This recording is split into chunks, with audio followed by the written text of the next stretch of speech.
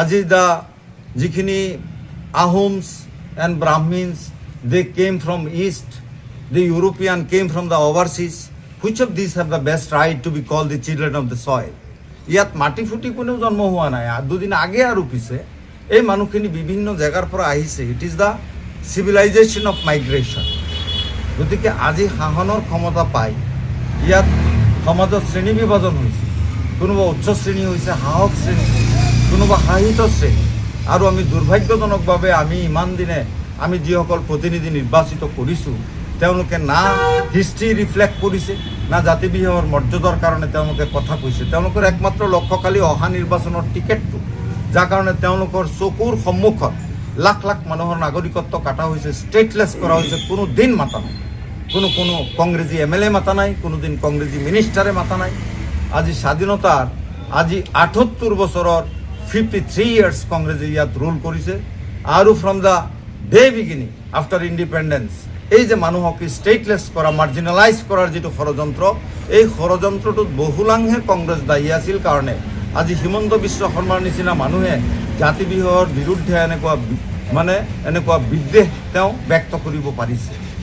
আজি অসমৰ সামগ্ৰিক বাতাবৰণ যথেষ্ট অৱনমিত হৈছে। এইটো এদিনত হোৱা নাই, এইটো হ'বলৈও ৭৮ বছৰ লাগিছে।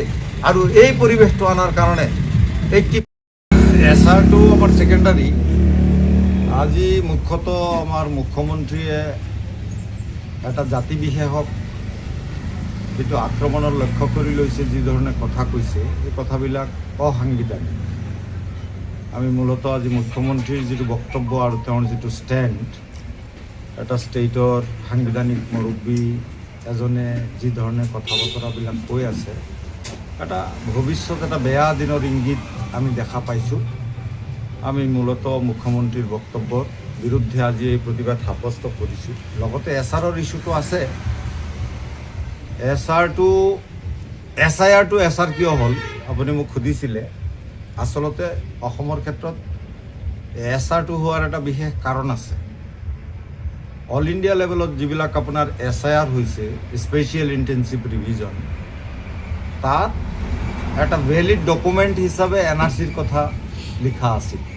আমি বিহাৰৰ ক্ষেত্ৰতো দেখিছোঁ। কিন্তু গোটেই ভাৰতবৰ্ষত অসমৰ বাহিৰে আৰু ক'তো NRC নাই, ক'তো NRC নাই। NRC 1951-ত হৈছিল, অসমতে হৈছিল। আৰু এইবাৰ যিটো আপডেশ্যন হৈছে এইটো অসমতে হৈছে। ভাৰতবৰ্ষৰ কোনো ষ্টেটত আজিলৈকে NRC হোৱা নাই। আৰু যোৱাটো NRC আমাৰ এৰাউণ্ড 95% মানুহ পাছ কৰিছে। NRCৰ যোগে তেওঁলোকে NRCত অন্তৰ্ভুক্ত হৈছে। আজিৰ দিনত এছআৰৰ বিৰুদ্ধে কিয় প্ৰতিবাদ কৰিবলগীয়া হ'ল? গতিকে SIR কৰিলে SIR-ৰ নিয়ম মতে কৰিব লাগিব। আৰু বিয়ণ্ড ডাউট 95% মানুহৰ নাম NRC ডকুমেণ্টতে তেওঁলোক ফাইনেলাইজ হৈ যাব। যাৰ কাৰণে SR কৰিছে, ইয়াত NRCৰ কথা নাই। ইয়াতে নতুন নতুন কিছু কৌশল ৰচনা কৰি আজিৰ দিনত মানুহক কেনেকৈ ভোটাৰ লিষ্টৰ পৰা নাম কৰ্তন কৰিব পাৰি এই ষড়যন্ত্ৰটো চলিছে। আমাৰ বেছি মানুহ ষ্টেটলেছ কৰাৰ যিটো পৰিকল্পনা, এইটো কংগ্ৰেছেও কৰিছে, BJPয়ে সেইটো কণ্টিনিউ কৰিছে। এতিয়া SR-ৰ মাধ্যমত আমি দেখা পাইছোঁ যে বহুত ভুৱা আপত্তিকাৰীয়ে আপত্তি দৰ্শাইছে। এজন মানুহে তাত এটা নৰ্মছ আছে, এটা SOP আছে, ষ্টেণ্ডাৰ্ড অপাৰেটিং প্ৰচিডিউৰ আছে SR-ৰ, য'ত এজন মানুহে 10জনতকৈ বেছি মানুহৰ ওপৰত অভিযোগ আনিব নোৱাৰে এটা দিনত। আমি দেখা পাইছোঁ আপত্তিকাৰীসকলে এজন মানুহে 300, 400, 500 মানুহৰ নামত অভিযোগ আনিছে, যিটো SR-ৰ নিয়ম বহিৰ্ভূত। আৰু বহুত ক্ষেত্ৰত আপত্তিকাৰীয়ে নিজে কৈছে মই আপত্তি কৰা নাই, মোৰ নামটো কোনোবাই ব্যৱহাৰ কৰিছে। আৰু কুৱেশ্যন মাৰ্কটো তাত আহিল। আমি আজি SR-ৰ লগত জড়িত চিফ ইলেকশ্যন কমিশ্যনৰ পৰা আৰম্ভ কৰি ইলেকশ্যন কমিশ্যনৰ যিবিলাক বিষয়ববী আছে, গ্ৰাছৰুট লেভেলত যিসকলে কাম কৰি আছে ফিল্ডত, তেওঁলোকে আপত্তিকাৰীৰ খবৰ নলৈ সেই আপত্তিটো এণ্টাৰটেইন কৰিছে আৰু নাগৰিকবিলাকৰ নামত নটিচ কৰিছে। তেওঁলোকে ৰাতিপুৱাৰ পৰা সন্ধিয়া ৰাতি 12টালৈকে তেওঁলোকে আপোনাৰ লাইনত খাৰা হ'ব লগা হৈছে, হিয়াৰিং দি আছে। যিখিনি মানুহ যোৱা NRCত 100% মানুহৰ নাম অন্তৰ্ভুক্ত হৈছে, যিখিনি মানুহ আজি সন্দেহৰ ঊৰ্ধত, তেওঁলোকক জবৰদস্তি সন্দেহৰ আওতাত আনি তেওঁলোকক হাৰাশাস্তি কৰা হৈছে, শাৰীৰিক হাৰাশাস্তি হৈছে, মানসিক হৈছে, আৰ্থিক হৈছে। আৰু তাৰ পিছতো কিবা কাৰণবশতঃ কোনো মানুহ অনুপস্থিত থাকিলে তেওঁলোকক দি পেলাই আকৌ ডি ভোটাৰৰ নিচিনা এটা ডি চিটিজেন লিষ্ট তেওঁলোকে তৈয়াৰ কৰিব। To disqualified the more and more the minority Muslims of the state, এছআৰৰ এইটো এটা পলিচি। আৰু এই পলিচিত বৰ নেকেডলি আমাৰ অসমৰ মাননীয় মুখ্যমন্ত্ৰী তেওঁ কৈছে যে মই কৈ দিছোঁ বেছি বেছি মানুহৰ ওপৰত আপত্তি কৰাৰ কাৰণে। এইবিলাকতো জেনুইন ইণ্ডিয়ান চিটিজেন। তো এই মানুহখিনিক মাৰ্জিনেলাইজ কৰাৰ কাৰণে, বেছি বেছি মানুহক ষ্টেটলেছ কৰাৰ কাৰণে এইটো ক্ষমতাধিষ্ঠিত, আজি ক্ষমতাত থকা ৰাজনৈতিক দলবিলাকৰ এটা কৌশল হয়। আজি বিজেপিয়ে যিমান কৰিছে তাতকৈ বহুত বহুত বেছি কৰিছে কংগ্ৰেছ।